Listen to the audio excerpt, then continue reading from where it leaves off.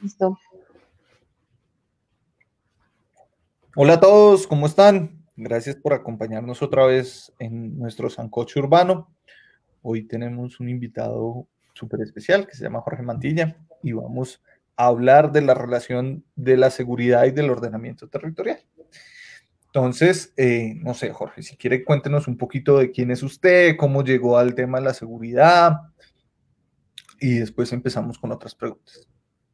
Bueno, no, gracias por la invitación. Este tema, pues creo que siempre está como al orden del día, ¿no? Sobre todo ahora que estamos en un tiempo tan extraño y viene la reapertura y la pandemia, vale la pena volver sobre estos temas. Y nada, pues yo soy politólogo de formación y ahorita estoy, pues, trabajando en mi doctorado en criminología acá en Chicago. Y he trabajado en estos temas hace ya varios años. Me interesan y me apasionan mucho. Bueno, ese tema de cuál es el motivo, la motivación del crimen es una discusión viejísima, viejísima, viejísima, viejísima, y se ha gastado mucha tinta en eso.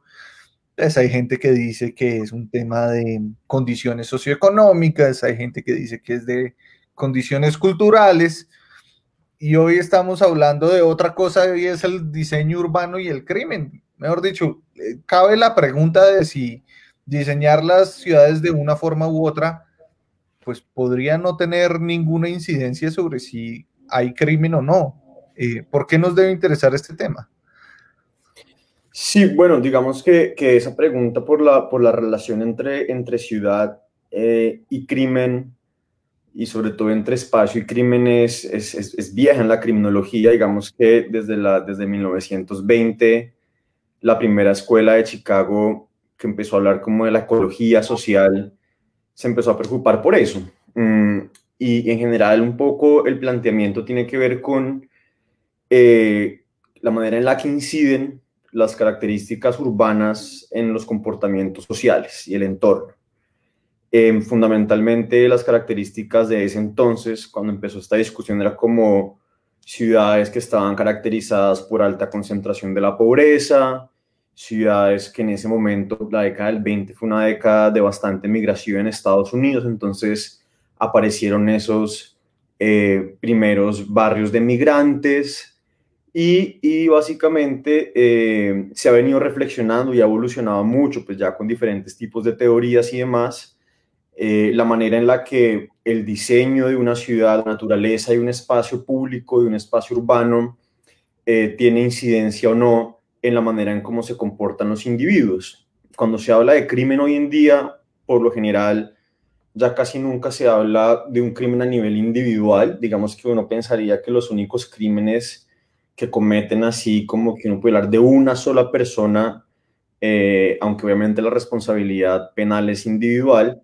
pero casi que serían asesinos seriales o crímenes asociados con violencia sexual. De resto, la mayoría de crímenes relacionados con tráfico de drogas, con temas de hurto, con los, digamos, lo que mayor tiene peso sobre el sistema penal son crímenes que se cometen de manera colectiva o digamos que de alguna manera están planeados de manera colectiva o por organizaciones, digamos que no sé, organizaciones criminales, pero sí por más de dos o tres personas que pueden estar involucradas en un tipo de comportamiento, digamos, contrario a la norma. Entonces, de ahí viene un poco esa reflexión. Eh, y bueno, pues ha tenido muchísimos desarrollos. Hoy en día pues ya se habla de ¿no? prevención del crimen a través del diseño urbano y en la medida en que cada vez los estudios urbanos como que volvieron nuevamente y creo que hoy en día pues sé que el concejal es como urbanista y demás, pues sabe mucho más de eso que yo, pero el tema de ciudad se ha puesto otra vez y se ha vuelto muy importante en las medidas en que las ciudades se han vuelto tan importantes como en el mundo contemporáneo. Ok. Mm, y entonces, ¿qué es lo que dicen? Porque es que, digamos, un poquito jugando como el abogado del diablo es, mano, si yo pues ilumino esta calle mejor, si tal vez pongo, no sé, quito las rejas, creo más dinamismo en el espacio público, pues no es como que el ladrón vaya a decir, ¿sabe qué? Yo ya no voy a delinquir. No es como que el violador diga, hey, ¿sabe qué? Yo ya no voy a violar. No se pasan a la calle siguiente que sigue siendo más oscura y desocupada. ¿Para qué nos gastamos el tiempo en el diseño urbano en lugar de estar pendiente de cambiar las condiciones socioeconómicas o la educación y la cultura de la población? Sí, esa creo que es una pregunta clave porque además en seguridad siempre se habla, hay como ese debate, ¿no? Como la gente que dice, no, es que la inseguridad y el crimen y la violencia son por condiciones estructurales, etcétera. Y sí, tiene mucho que ver, pero creo que para la gente que está gobernando una ciudad o que está en el tema de cogobierno, en el caso del consejo de control político, creo que la pregunta es, bueno, ¿y qué hacemos mientras tanto?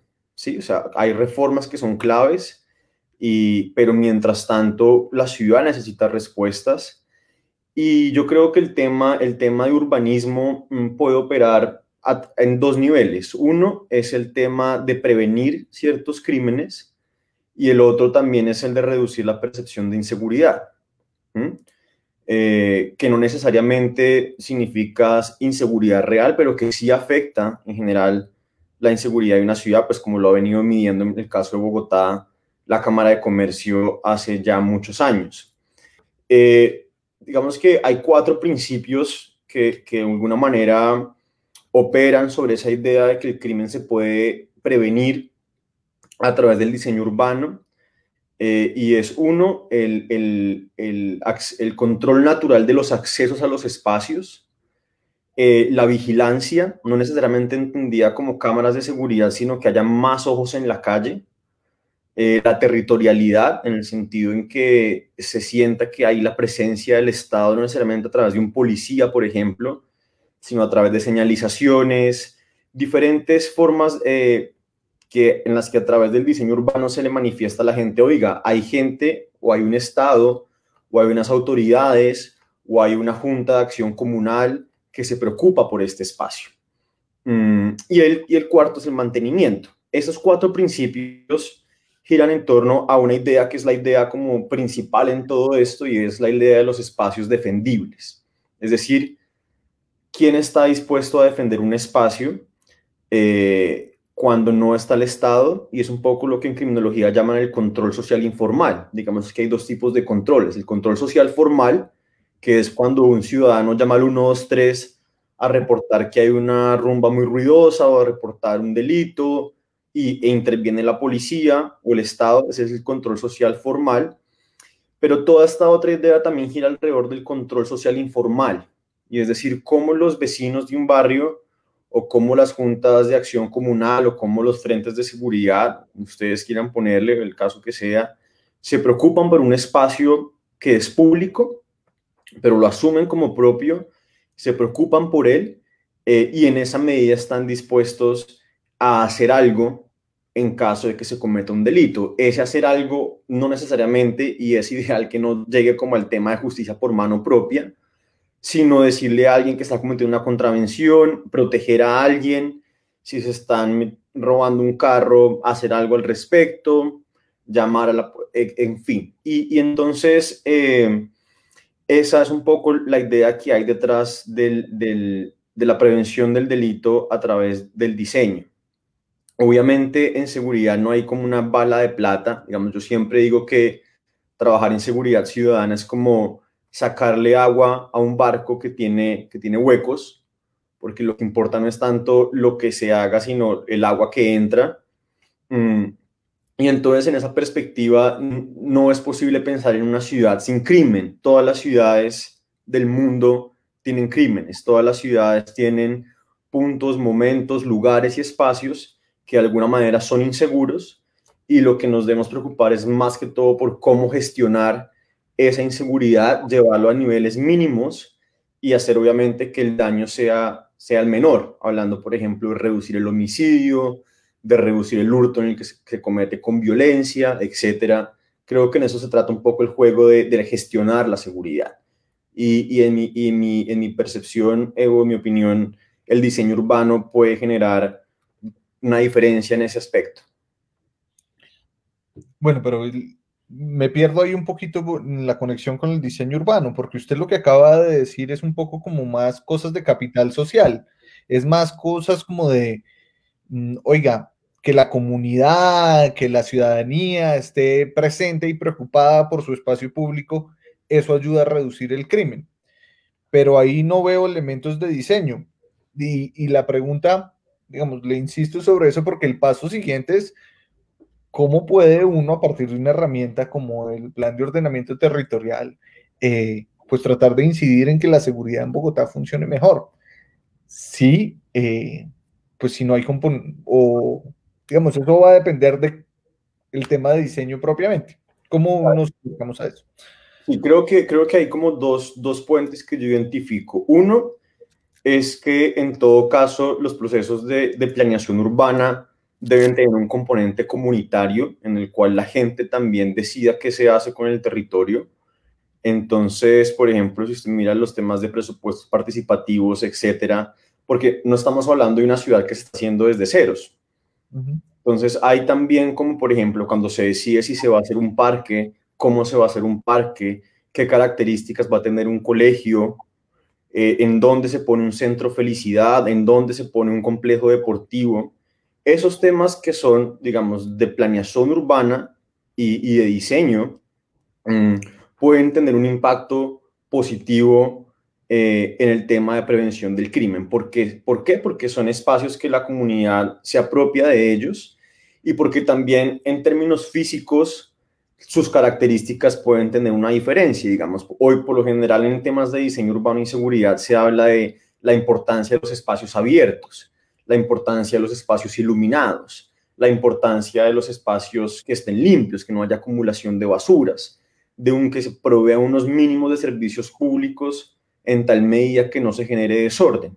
Eso sería lo primero. Y en segundo lugar, como la otra relación que uno vería, es algo que pues, mucha gente ha venido llamando como urbanismo táctico, que está también muy de moda. Creo que lo vi en el plan de desarrollo de este nuevo contrato social, incluso lo mencionan, urbanismo táctico, y es como que soluciones, no grandes obras tal vez, pero sí que soluciones de corto plazo y de bajo costo se pueden hacer con la participación de la comunidad para que los espacios se conviertan en espacios más seguros de alguna manera. Y esos espacios más seguros son espacios que se caracterizan por, como lo dije anteriormente, donde hay un control del acceso de esos espacios. Yo pongo, por ejemplo, unos ejemplos es muchos de lo que se dice de la gente que va a un lugar a robar o a hacer un crimen, la gente o estas personas se supone que no lo hacen cerca de su casa, ¿sí? Porque obviamente ahí no son anónimas. Entonces se trasladan a otros lugares a cometer el crimen. Y en esa medida, en la medida en que haya también como un control, que los vecinos se conozcan, que se sepa quién es quién, etcétera, se puede reducir como esos riesgos de que lleguen personas a delinquir o lo que sea. Eso sería, por ejemplo, uno. Entonces yo creo que esas dos cosas. Uno, el componente comunitario del diseño urbano, creo que es clave. Y lo otro también, elementos de urbanismo táctico que se pueden implementar, digamos, en el corto plazo que podrían ayudar a eso. Bueno, eso es bien interesante. No había pensado mucho en eso, pero si le interpreto bien, lo que está diciendo es, mire, que la comunidad esté involucrada básicamente desde la etapa de la presupuestación, ¿sí? Del presupuesto, en qué se gasta la plata, hasta cómo se gasta la plata. Hace que esté más involucrada con las distintas obras de infraestructura a su alrededor y eso hace que pues acabe siendo más seguro. Entonces digamos, es como un proceso muy largo. Para que haya seguridad al final, la gente necesita haber estado involucrada desde el comienzo. O más como que involucrada, ¿no? Porque se cae como en eso que creo que es finalmente es irrealizable, como que le termine votando si se hace una calle o se hace un puente. Es más como propiciar en los escenarios de planeación urbana, sí la participación, pero también espacios de participación. ¿A qué me refiero? Espacios donde la comunidad se pueda reunir, espacios de recreación y deporte, salones comunales, centros de integración, espacios donde las comunidades puedan reunirse y conocerse e interactuar y apropiarse socialmente del espacio público o del barrio o de lo que sea. ¿Por qué? Porque muchos lugares en Bogotá son considerados como zonas de miedo o zonas a las que no se debería ir, ¿sí? Y, por ejemplo, creo que el sur de la ciudad durante mucho tiempo tuvo como ese estigma, o el centro de la ciudad, no vaya por allá después de tal hora, etcétera. Entonces, ese tipo de cosas creo que se pueden superar a través de escenarios de apropiación, bien sea cultural, como lo que se está haciendo en el Bronx, por ejemplo. Ahí viene toda una discusión que es la de gentrificación y demás, o revitalización urbana, o espacios esencialmente de comercio. Por ejemplo, un caso que me parece exitoso sobre eso es el caso de Ciudad de México, donde debajo de los puentes vehiculares, que siempre son zonas consideradas como de miedo o zonas oscuras, se empezaron a diseñar, implementar pequeños comercios, establecimientos de comercio que funcionaban incluso en las noches y que hacían que el espacio fuera iluminado, que transitara más gente, que hubiera mayor interacción social y menos abandono. Ok. Bueno, le voy a cambiar un poquito de tema y es sobre el tema de las rejas. Yo creo que este es otro debate largo que ha tenido el mundo. Y pues es un sitio donde chocan mucho los académicos, o chocamos los académicos, con la ciudadanía en general. Digamos, alguien cuando compra, o digamos, el ciudadano promedio cuando compra un apartamento quiere que tenga una reja, que se siente más seguro con la reja. Sin embargo, pues los urbanistas decimos que pues la reja sin duda vuelve más seguro la zona de adentro, pero vuelve más insegura lo que queda fuera de la reja, que pues muchas veces es el andén. Entonces quería preguntarle su opinión y pues qué ha visto que la gente en su medio dice sobre eso. Sí, yo pienso que como usted bien lo dice, es un tema polémico. O sea, lo que es evidente es que todo el tema de conjuntos cerrados o comunidades enrejadas, digamos, como le llaman en inglés, pues aumenta la segregación, aumenta la desconfianza y digamos que de alguna manera tiende como a fragmentar el tejido social de una ciudad. Desde luego es más seguro para quienes habitan al interior de estos complejos habitacionales, etcétera, pero pienso que no es conveniente. Sin embargo, pues es muy difícil uno plantear.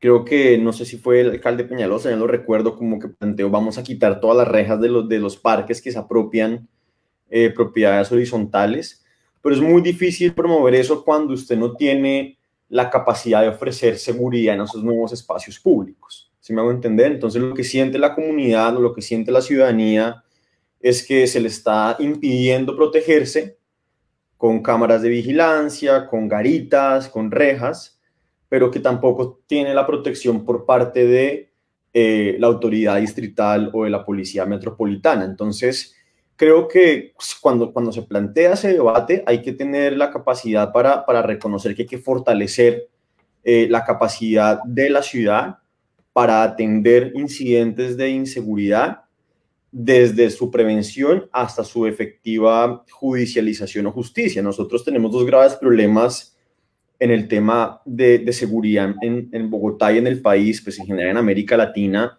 y es uno, que no tenemos la capacidad de disuadir a las personas que quieren delinquir, es decir, la gente no mide o no le interesa o no le importa el castigo porque cree que va a ser, digamos, bajo en comparación con lo que va a tener como retribución, y ahí está todo el fenómeno de reincidencia, pero además también tenemos unas enormes tasas de impunidad, y esas dos cosas juntas pesan mucho sobre la capacidad de todo este discurso que suena bonito que le estoy contando sobre el tema de integración comunitaria, organización social, digamos, para la apropiación del espacio público y demás. Entonces, ahí como es un tema como de doble filo si no se hace como una aproximación integral más allá del diseño urbano explícitamente. Ok. Eh, bueno, y me gustaría que me cuente también usted está haciendo un doctorado, dijo, ¿cierto? Sí. ¿Y en qué concentra su investigación? El doctorado es en criminología, mi investigación es sobre crimen organizado, y eso es como lo que yo más me especializo en el tema de seguridad. Cuéntenos un poquito más, crimen organizado, ¿cómo? Pues mi proyecto en el que estoy trabajando ahorita es un tema sobre la frontera con Venezuela, mm, y trabajo temas de crimen organizado en frontera, y fundamentalmente me interesa el tema de gobernanza criminal, y es cómo en determinados lugares y contextos organizaciones, digamos, delincuenciales o criminales o el crimen organizado terminan generando órdenes sociales, normas, regulaciones, y casi que convirtiéndose en estados paralelos al estado formal, y generando también unas interacciones muy complicadas con el mismo estado, ¿no? Como muchas veces el estado también delega el control social, como a veces ese control social es negociado en el día a día.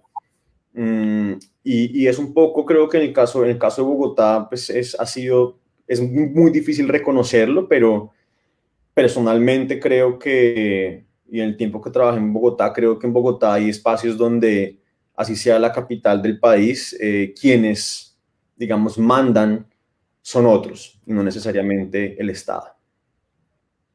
Y Ok. entonces es un poco lo que me dedico en estos tiempos. ¿Y eso no sucede en todas partes? Digamos que hay como unos gobiernos paralelos para ciertos temas que están en manos pues, de organizaciones criminales, o eso pasa solamente en Colombia o, digamos, en países pobres. Es un fenómeno que es muy asociado a escenarios donde el Estado, digamos, le ha quedado difícil consolidarse, como ese Estado beberiano de monopolio del poder, perdón, monopolio de la violencia, jurisdicción territorial, etcétera. Sí pasa en muchos lugares, pero digamos que sobre todo hay en África, en el sur de Asia, el sureste asiático, y en América Latina es un fenómeno realmente bastante común de ver, el tema de gobernanza criminal, que también tiene mucho que ver con el tema de corrupción, pero más allá de la corrupción en el sentido estricto de el soborno, como la conocemos nosotros, el soborno o la tajada, es más un tema de captura del Estado, ¿m? Donde finalmente, digamos que policías y ladrones, para ponerlo de esa manera coloquial, no siempre están en lados opuestos de la ley. Y tiene que ver mucho con otra cosa que estábamos conversando, o bueno, no que estamos conversando, pero que yo creo que está muy relacionada, es todo el tema de la informalidad urbana. En la medida en que la informalidad está por fuera, digamos, de las regulaciones normales, la informalidad tiende a ser organizada por otros tipos de autoridades. Piense usted, por ejemplo, en el tema de la venta del espacio público. Piense usted, por ejemplo, en el tema del transporte pirata.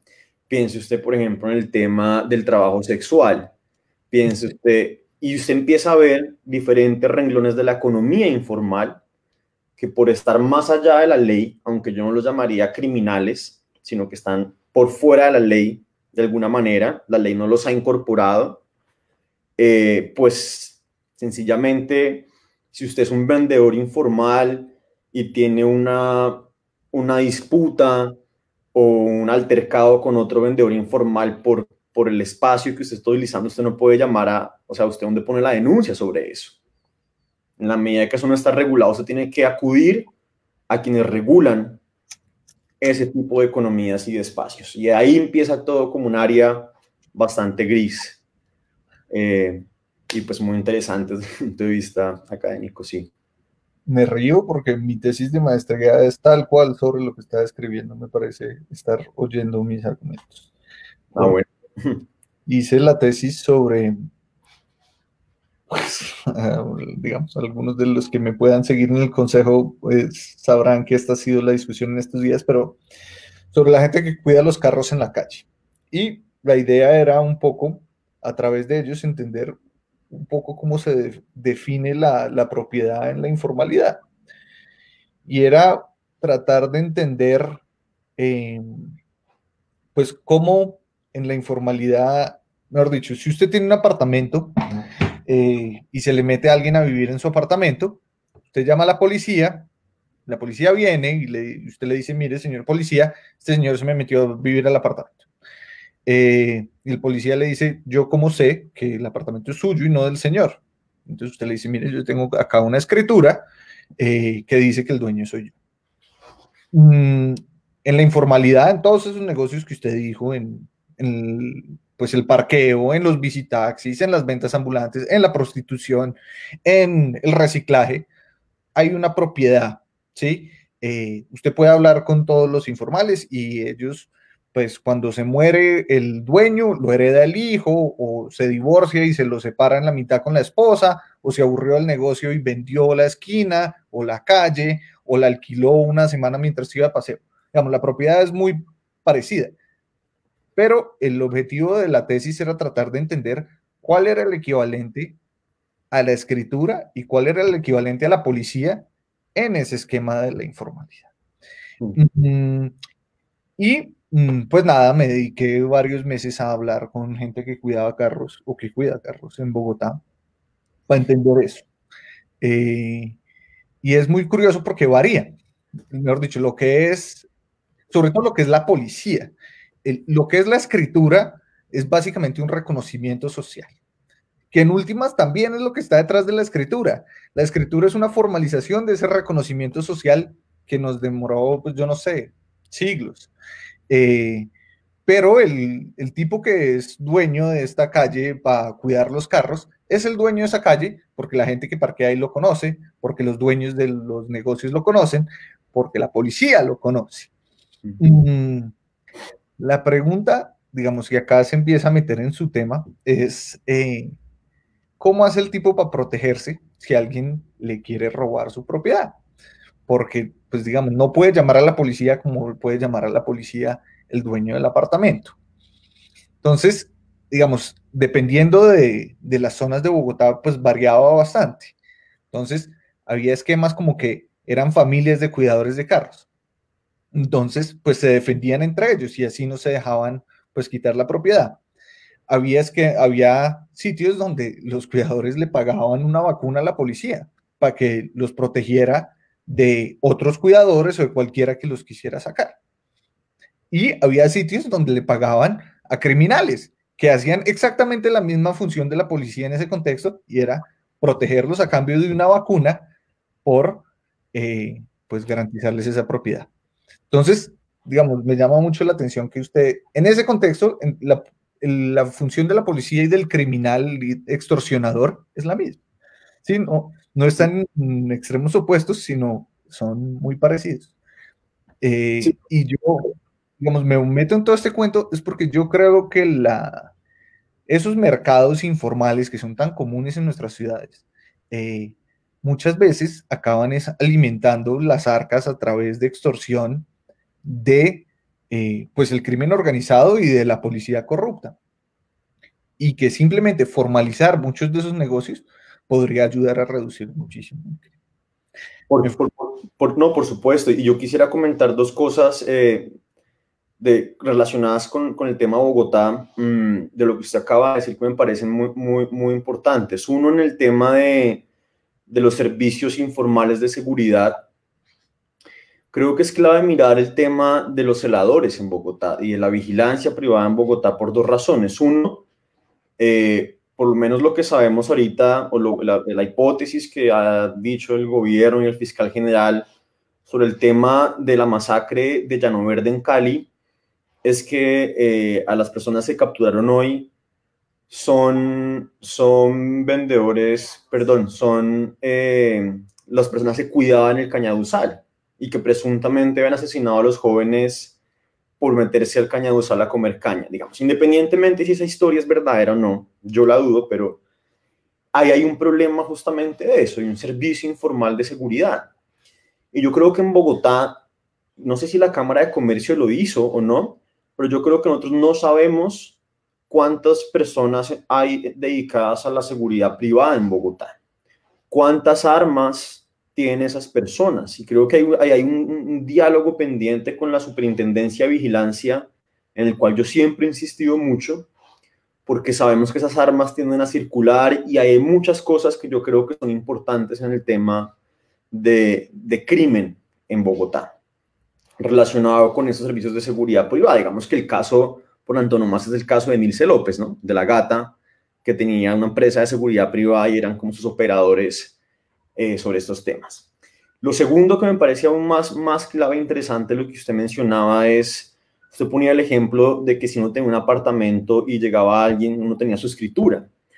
Pero creo que en Bogotá también a veces eso no es así. Por ejemplo, yo supongo que está al tanto, en el caso de Santa Rosa, en San Cristóbal, en la parte alta de San Cristóbal, hay un problema enorme con unas viviendas que se entregaron ahí hace muchos años. Y creo que es una bomba de tiempo. No sé si se me permite esa expresión porque obviamente es alarmista, pero yo creo que todo el tema de VIP y BIS en Bogotá es una bomba de tiempo en este tipo de órdenes paralelos y de transacciones sobre temas de propiedad que no están muy claros, que tienden a convertirse y creo que se van a convertir en un problema de seguridad. Punto y coma, pagadiarios es otro de los temas claves de vivienda informal y de los no lugares, que además tiene un componente muy fuerte con todo el tema de migración venezolana o de gente que vive, digamos, en la informalidad de la informalidad y en la cual se presta, digamos, para todo tipo de cosas. Si usted recuerda cuando se intervino el Bronx en Bogotá, gran parte de la respuesta de estos ganchos para continuar su negocio fue pasarse a los pagadiarios que quedaban en Mártir Santa Fe y continuar su operación desde los pagadiarios donde tenían, digamos, lugares, ofrecían lugares pues para consumir libremente, ¿no? Y tercero, también relacionado con este tema de vivienda informal, todo el capítulo de tierreros, que ya pues es un tema mucho más sofisticado y articulado, pero creo que también tiene que ver con cómo la ciudad hace un esfuerzo por formalizar economías que son informales y que no ser formalizadas o incluidas, digamos, porque la formalización no solamente es regular, sino también incluir de cierta manera a gente que ha permanecido excluida. ¿Cómo se incluye? Pues si eso no se hace, lo que se está haciendo es entregar el control de esas economías a actores que efectivamente están dispuestos a ejercer la violencia, que se lucran de eso y pues que le hacen mucho daño a la ciudad, para resumir, ¿no? Pues tal vez ese ejemplo de los tierreros es el más claro de todos y el más común. Pues es que eso no tiene nada de nuevo, ese es el mecanismo de urbanización de Bogotá desde, yo no sé, de los años 40. Hay un estudio de un profesor de los Andes que se llama como pluralismo y monismo legal y estudia el caso de Jerusalén, que es un barrio en la parte alta de Ciudad Bolívar, y describe pues cómo eso era pues una finca, que subdividieron como subdividieron pues tantas otras fincas para urbanizarlas en Bogotá, pero en ese contexto es exactamente igual. Mejor dicho, usted le dan una hoja de un cuaderno que dice el suyo es el lote 1, el otro tiene el lote 2. ¿Y quién hace respetar la propiedad del lote 1 si eso es ilegal? Pues unos tipos armados, que son los que vendieron los lotes y hasta cierto punto pues ellos siguen siendo el Estado ahí. Y usted tiene toda la razón, si eso se pudiera hacer legalmente, pues si fuera fácil hacerlo legalmente no habría necesidad de que aparecieran los tierreros, pero la pregunta solamente en términos de vivienda ya es un reto el berraco, es usted cómo facilita una urbanización así de económica a como la hacen los ilegales. Y en el tema de los tierreros, pues el vínculo también con actores armados es claro, ¿sí? O bueno, por lo menos eso es lo que oye uno, tal vez usted sabe más de eso, pero uno oye que los tierreros pues son como mitad tierreros, mitad paramilitar. Sí, bueno, yo creo que también hay un tema que nos vuelve, digamos, como a la discusión inicial y es que nosotros, yo creo que debemos reconocer y creo que la pandemia lo ha revelado bien, y es que Bogotá finalmente es como un conjunto de ciudades pegadas bajo un sistema urbano, ¿no? Digamos, usted mira Kennedy y Bosa, que carecen, digamos, de zonas verdes, de espacios de integración, que son altamente muy densas, concentradas, etcétera. Y es muy difícil gestionar este tema, digamos, yo no soy experto en vivienda, pero es muy difícil gestionar el tema, cualquier tipo de tema en ese sentido, cuando por lo general lo que se dice en temas en espacios que son tan segregados es que son espacios donde se propicia la violencia colectiva. Y usted ve que Bogotá se ha enfrentado a eso últimamente, tanto en el paro de noviembre y en los demás que han habido disturbios y azonadas y saqueos, están también muy relacionados como con esa densidad, esa aglomeración y esa, digamos, incapacidad de la ciudad para ofrecer ciertas soluciones a ciertas localidades de la ciudad. Yo creo que eso es clave y que además en el tema de terreros, lo cierto es que el tema de terreros no podría operar sin la corrupción a nivel de alcaldías locales y a nivel de notarías. Y la ciudad, digamos, está en deuda con eso. Explica un poquito mejor por cómo es esa interacción entre los tierreros y las alcaldías locales y las notarías. Porque finalmente, digamos que la operación de los tierreros en algún momento, si bien es una operación ilegal, digamos que toda la operación consiste en tener visos de legalidad. Y esos visos de legalidad obviamente se hacen falsificando escrituras, temas de posesión, etcétera. Y porque además quien hace el control a esos polígonos o quien tiene conoce el polígono al detalle es la Secretaría de Hábitat o de Ambiente. Se trata, digamos, de un parque como en el caso de Entre Nubes, y la alcaldía local, que es la que finalmente, cuando se va a hacer el desalojo, sabe cuál es el polígono que es formal o que es informal. Y ahí, digamos, es clave esa interacción entre tierreros o cualquiera que sea, digamos, el grupo que está, digamos, urbanizando de una manera pirata, y funcionarios, digamos, que se prestan para eso, ¿no? O que, digamos, son claves dentro de toda la operación. Entonces, yo creo que eso hay que mirarlo muy, muy detenidamente y es muy importante también. Otro tema, digamos, que yo agregaría ahí con todo este tema de diseño urbano, de espacios abandonados y demás, es todo el tema de la SAE, de la Sociedad de Activos Especiales. Y es porque la SAE tiene muchas propiedades en Bogotá, sobre todo en el centro de Bogotá, que han atravesado por un proceso de extinción de dominio, que es lo que sucede, por ejemplo, cuando se hace un allanamiento y hay una olla, o se encuentra que una propiedad se está utilizando para cometer un crimen o para vender celulares robados o lo que sea. Esa propiedad o ese local comercial pasa un proceso de extinción de dominio y queda bajo la administración de la Sociedad de Activos Especiales. Esa Sociedad de Activos Especiales debe poner un administrador a administrar esa propiedad. Pero lo que sucede es que eso es un despelote total. Digamos, la SAE en realidad tiene muchas de esas propiedades abandonadas. Son propiedades, no sé si usted recuerda el caso de La Fortaleza, que era una olla muy famosa en el centro de la ciudad, era un edificio entero.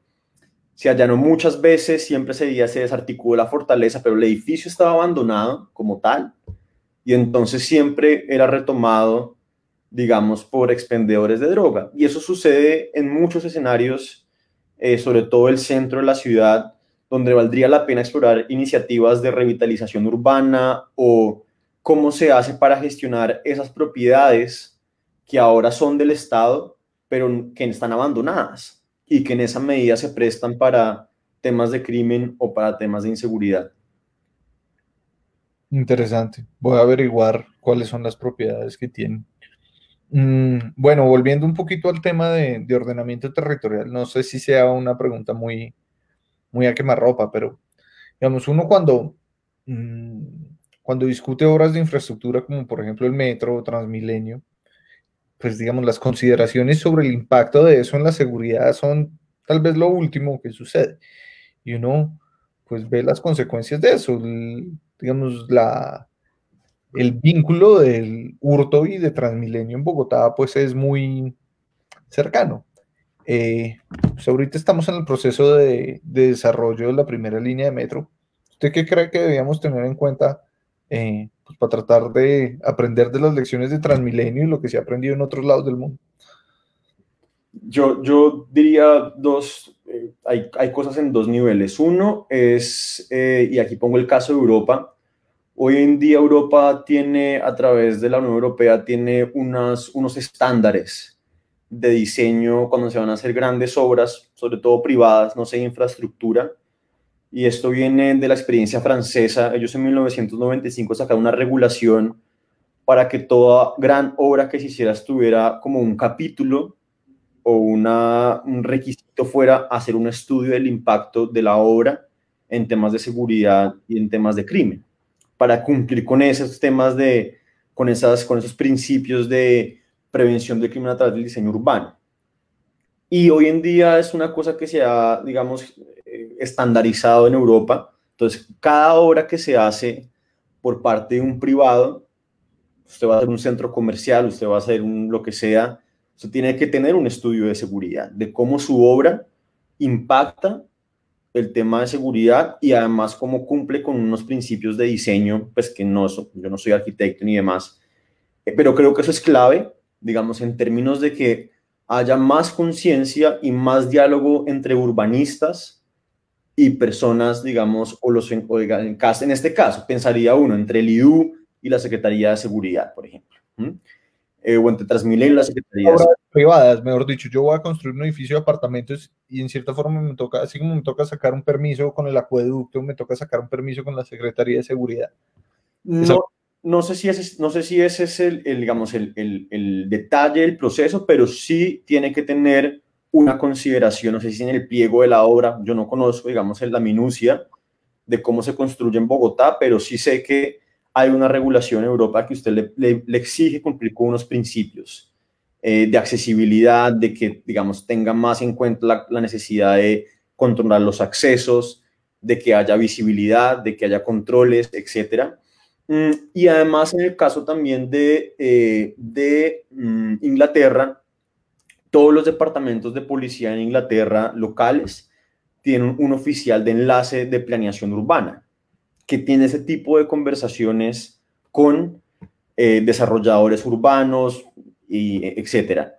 Entonces creo que eso es clave, como en el nivel distrital, tener ese tipo de conversaciones. Yo recuerdo, si mal no estoy, que en la Secretaría de Seguridad, en la administración pasada, habían personas, hay un equipo dedicado a estos temas. Y ya puntualmente en el tema del metro, o sea, en el tema ya de la obra y demás, pues mire, es clarísimo, usted mira la encuesta de percepción y victimización de Bogotá y casi que el Transmilenio se lleva todo, pues no todo, pero la mayor parte del porcentaje de victimización en hurtos ocurre en Transmilenio, es el espacio que la gente considera más inseguro de toda la ciudad, y eso sucede porque tiene por temas propios de la operación, como por ejemplo la aglomeración en las estaciones, digamos que el mismo diseño de las estaciones se ve desbordado por la demanda, los temas de acceso, digamos que es muy fácil colarse, que es muy fácil hurtar y saltar y salir corriendo. Entonces deberían tenerse en consideración, yo pienso que tres cosas muy claves en el tema de metro. Uno, la responsabilidad de, en la medida que va a haber un concesionario privado, que ese concesionario asuma temas de seguridad privada al interior de las estaciones. Es así una pelea eterna con Transmilenio porque los concesionarios, pues ellos no van a poner eso, no van a pagar eso. Entonces, la policía metropolitana ha tenido que asumir un servicio de policía de Transmilenio que obviamente pues es insuficiente. Dos, el tema de los espacios, digamos, accesos controlados, que no solamente es el tema de colados, digamos, con el tema de que podría funcionar mucho el tema de torniquete del piso al techo, sino es el tema de cómo si usted comete un crimen dentro del metro, usted solamente puede salir por los accesos donde sale todo el mundo. Eso no sucede hoy en Transmilenio. Usted abre la puerta, la fuerza, se sale, se salta, sale corriendo a la calle. Entonces, ese tema de control de accesos es clave para reducir los incidentes de seguridad. Seguramente será fácil de solucionar, porque saltar desde una estación del metro, pues no va a ser fácil. Exacto.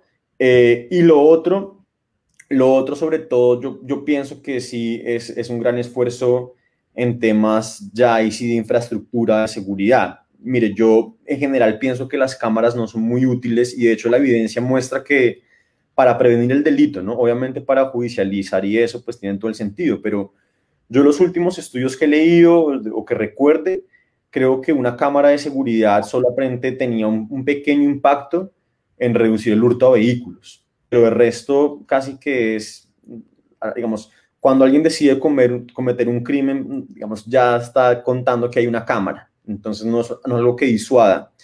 Pero creo que es clave que en el tema de metro y en los temas de sistema masivo de transporte público, se invierta mucho más en eso, en temas de botones de pánico, por ejemplo, con los conductores, en las estaciones. Acá ha funcionado mucho el tema en centros comerciales y en otros lugares, casi que son como extintores.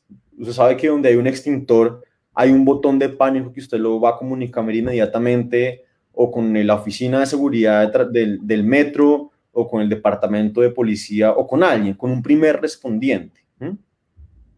Entonces creo que esos dos, digamos, líneas de reflexión son claves en el tema de sistema masivo. A mí creo que lo que más me ha gustado de lo que se ha hecho últimamente fue el tema de mediadores sociales que se hizo como para organizar el tema. Eso se hizo creo que con la Cámara de Comercio, no recuerdo bien, pero básicamente es como gente que está organizando las filas, que está conduciendo a la gente, digamos, a la que necesite tener mayor accesibilidad o silla de ruedas, personas de tercera edad, y que de alguna manera sea gente que esté, como lo discutíamos al principio, que el metro sea un espacio defendible, que haya gente dispuesta a decir, oiga, no se orine en la estación, ese tipo de cosas, y que eso obviamente no le cueste la vida, ¿no? Que es muchas veces como lo que pasa, que termina una riña o lo que sea, pero creo que eso es clave, digamos, como la apropiación social del espacio. Bueno, María Isabel, ¿tenemos preguntas? Sí, nos preguntan, ¿qué observaciones tienen sobre el crimen organizado en Bogotá? Y también preguntan, ¿qué opina de los frentes de seguridad y de que estos se relacionen con las autodefensas? Bueno, el tema de crimen organizado en Bogotá podría dar para otra conversación larga. Yo pienso que es un tema que se ha subvalorado mucho. Creo que en gran medida hemos abusado y desde la policía y los medios de comunicación del tema se desarticuló una banda, porque casi siempre se muestran capturas, pero no se ha hecho, realmente en Bogotá no se ha hecho un ejercicio fuerte en temas de lavado de activos, en temas de extinción de dominio, en temas de las cadenas de valor, y mientras el crimen organizado no se afecte económicamente, digamos que el tema de reemplazo es muy sencillo para ellos. Me preocupa un poco la violencia que han mostrado últimamente, y eso muestra como que creen que en Bogotá se puede utilizar la violencia con mayor facilidad. Bogotá es una ciudad que en términos, digamos, técnicos se caracterizaría como una ciudad de bajo equilibrio del crimen, es decir, una ciudad en la que hay harto crimen, pero hay poca violencia. Y tradicionalmente en Bogotá el crimen organizado no ha sido violento, como en otras ciudades como Cali o como Medellín. Y eso hay que seguirlo cuidando y ser mucho más efectivo en responder con contundencia cuando se trata de homicidios, de ataques sicariales o cuando mismo se trata de enfrentamientos armados con la policía. No creo que en Bogotá haya una estrategia contra el crimen organizado. Uno no ve en el plan de desarrollo ningún tipo de indicador. Hay uno que creo que se llama, una meta que se llama reducir los mercados ilegales o algo así, pero no hay ningún indicador que usted le diga cómo se va a medir eso, porque nos falta mucho más conocimiento y no ve uno que la Oficina de Información de la Secretaría de Seguridad lo esté haciendo. En el tema, ¿me recuerdas la segunda pregunta? En los frentes de seguridad. La cultura y un segundo para complementar un poquito. porque pues le doy la perspectiva nuestra. Nosotros desde la oficina tratamos de meter todas esas cosas. Metimos una cosa de bandas desarticuladas, fue lo único, aunque eso pues sigue siendo bastante abstracto por lo que dice usted, que el reemplazo es muy alto, pero queríamos meter el tema de extinción de dominio, por ejemplo, y nos decían, yo no puedo meter eso, porque es que eso no depende de mí, eso depende pues de, ¿cómo se llama?, de la SAE y de la Fiscalía y de un tema nacional, y aunque esa clase de indicadores son los que de verdad pues demuestran un poco más de avance, a nivel distrito pues la Secretaría con algo de razón dice yo no puedo meter eso. Entonces, digamos, me parece que es un poco también de voluntad política, ¿no? Yo pienso que Bogotá tenía cómo hacer un plan, digamos, en ese tema más ambicioso, porque tiene la entidad más robusta a nivel local del país para hacerlo. Y sí, efectivamente, ahí entra la UIAF, pero la coordinación institucional es una de las cosas digamos, del buen gobierno y de la buena gestión de seguridad, ¿no? Pero bueno, pues vamos a ver cómo les va. Ojalá les vaya bien, obviamente, por el bien de la ciudad, ¿no? bueno, y la otra pregunta, ¿cuál era? La otra pregunta era sobre los frentes de seguridad, que qué opinaban sobre los frentes en sí y la relación que hacían con las autodefensas. Mejor dicho, la pregunta no es que de verdad haya una relación, sino que hay mucha gente que cuando oye de frentes de seguridad piensa en las autoridades. Bueno, yo pienso que nosotros tenemos que superar, digamos, el tema de la idea del paramilitarismo. Yo no estoy diciendo que no haya paramilitarismo, simplemente creo que ha cambiado y que si queremos entender ese fenómeno nuevo de paramilitarismo tenemos que superar como que cambiar de ideas, porque y lo que nos están mostrando las masacres es que las viejas ideas ya no sirven para interpretar eso. Pero yo pienso más que todo en el tema de frentes, es los frentes para qué. Porque muchas veces lo que se hace en los frentes se convierten en nuevas reuniones y en temas, entonces vamos a darle un pito a cada vecino. Yo pienso que los frentes, más allá de estar para cuidar, deben estar para apropiarse del espacio y para hacer otro tipo de actividades. Mire, el mejor frente de seguridad es una organización comunitaria sólida que haga temas de cultura, que hagan temas de recreación, que haga temas de deporte, ¿sí? El tema de comunicación con la policía me parece que es clave, pero hay otro tema ahí que no alcanzamos a tocar hoy, es que en Bogotá el 60% de las personas piensan que el servicio de policía o es malo, o es insuficiente, o es regular. Entonces, mientras la policía no logre prestar un mejor servicio y generar lazos de confianza con la comunidad, no va a haber modelo de policía comunitaria que funcione. Porque es que la gente no denuncia, porque es que la gente cree que el policía es corrupto, cree que el policía es ineficiente, y eso tiene profundas implicaciones en lo que sería el funcionamiento y un frente de seguridad. Ok. ¿Alguna otra, María Isabel? Sí, nos preguntan, ¿qué piensan o qué consideran respecto a la videovigilancia y el uso de inteligencia artificial para la identificación de criminales? ¿Es conveniente? ¿Debe tener límites? Desde luego que debe tener límites. Es un tema que se está explorando. Yo creo que en Bogotá sí se ha avanzado mucho en eso. Creo que hay un modelo que se está trabajando con la Universidad Nacional y con Colciencias en temas de predicción del delito. Lo apoyo completamente, no para la identificación de personas, pero sí para prevenir incidentes donde sabemos que por las interacciones sociales, digamos, espacios, tiempos y lugares, que por los flujos poblacionales que presentan son propensos a que se cometan o a que sucedan crímenes. Hay unos patrones históricos. Nosotros podemos decir, mire, en la UPZ, no sé, María Paz, los domingos y los sábados de tal hora a tal hora es donde se cometen más homicidios. Ese tipo de cosas, y saber las horas y los patrones nos servirían mucho, pero además también en temas de reincidencia. Yo pienso que Bogotá tiene una enorme deuda en temas de reincidencia, en temas de controlar la reincidencia y poder decirle digamos, a estas personas que tienen un prontuario enorme y que están libres, por decirles, oiga, sé que usted está ahí, estoy pendiente de usted, pilas, ¿qué necesita? Lo puedo ayudar con servicios sociales, pero recuerde que yo sé quién es usted y que sea que se dedica, digamos. Obviamente, esto implica unos debates éticos muy profundos en una democracia, y los algoritmos los hacen personas, así que los algoritmos también fallan, ¿no? Entonces creo que sí es muy clave tener como una buena veeduría sobre eso. Ok, tal vez la última, María Isabel. ¿Hay más o no?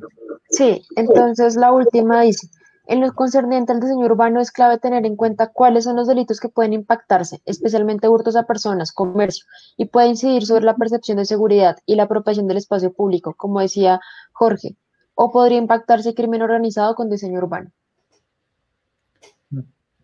Yo pienso que el crimen organizado es un problema, y creo que el diseño urbano lo que hace es atacar más incidentes, que es hurtos, riñas, sobre todo el tema del hurto, que son incidentes, pero cuando uno quiere hablar de temas como microtráfico, como temas de crimen organizado, trata de personas, ya lo que se requiere es una estrategia profunda que puede incluir temas, un componente de diseño urbano, como en el caso del Bronx, por ejemplo, que hubo un componente que hasta ahorita se está implementando, pero detrás de eso hay una estrategia mucho más profunda de investigación judicial y de política social.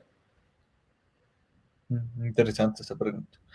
Bueno, pues Jorge, me encanta conocerlo. Mil gracias por acompañarnos. Igual un gusto. Muy chévere la charla y nada. Creo que chévere que esté pendiente del debate del plan de ordenamiento territorial. Yo creo que este tema de cómo la seguridad se integra con la planeación urbana, pues sigue estando muy crudo, sobre todo en los ámbitos pues de toma de decisiones y de políticas públicas de planeación urbana. Yo sé, en la academia como que no está tan crudo, pero acá sí, creo que hay mucho espacio para innovar y chévere si podemos contar con su aporte en eso. Chévere, listo. Estaré pendiente. Muchas gracias por la invitación y bueno, que tengan un buen fin de semana para todo el mundo. Suerte. Chao. Gracias.